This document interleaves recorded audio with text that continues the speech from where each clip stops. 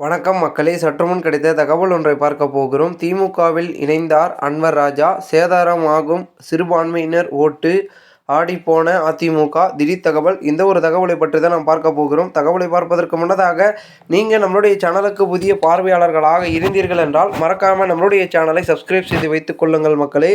தற்பொழுது அதிமுக பாஜக கூட்டணிக்கு எதிர்ப்பு தெரிவித்து அதிமுக சிறுபான்மையின நிர்வாகிகள் கட்சியில் இருந்து விலகி வருகிறார்கள். முக்கிய நிர்வாகி அன்வர் ராஜா அதிமுகவிலிருந்து விலகி திமுகவில் இணைந்தார்.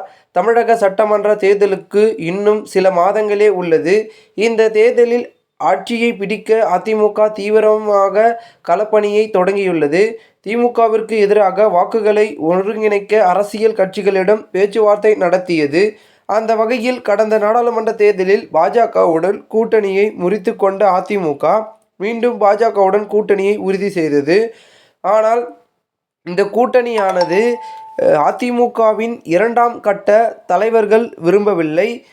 பாஜகவுடன் கூட்டணி அமைத்தால் சிறுபான்மையினரின் வாக்கு ஓட்டுக்கள் அதிமுகவிற்கு கிடைக்காது என அறிவித்து வந்தனர்.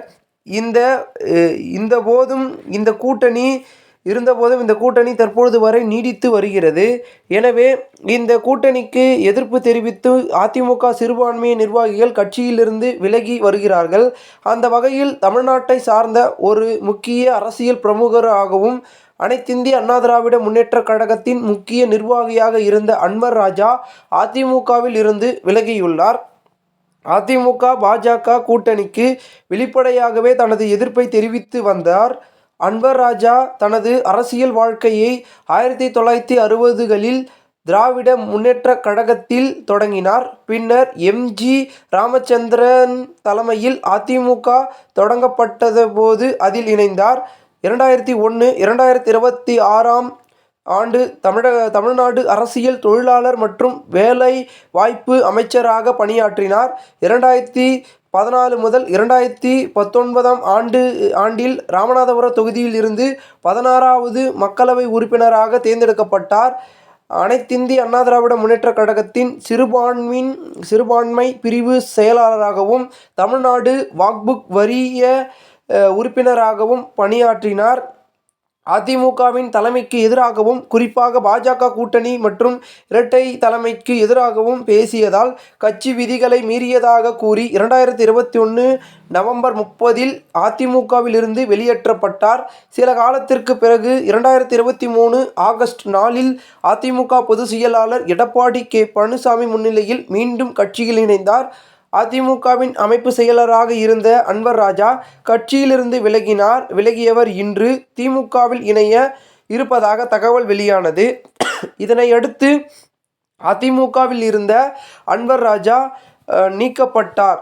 இந்த நிலையில் இன்று திமுக தலைவரும் முதலமைச்சருமான மு.க. ஸ்டாலின் சந்தித்து திமுகவில் இணைந்துள்ளார்.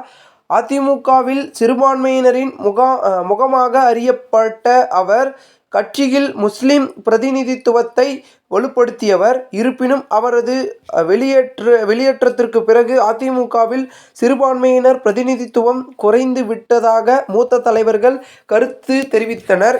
இந்த ஒரு தகவல் தற்பொழுது அரசியல் பெரும் பேசும் பொருளாக மாறியிருக்கிறது. இந்த ஒரு தகவலை குறித்த பொதுமக்கள் உங்களுடைய கருத்துக்களை கூறுங்கள். இதுபோன்று நீங்கள் அரசியல் சார்ந்த நிகழ்வுகளாம் தினசரி தெரிந்து கொள்ள நம்மளுடைய சேனலை சப்ஸ்கிரைப் செய்து வைத்துக் கொள்ளுங்கள்.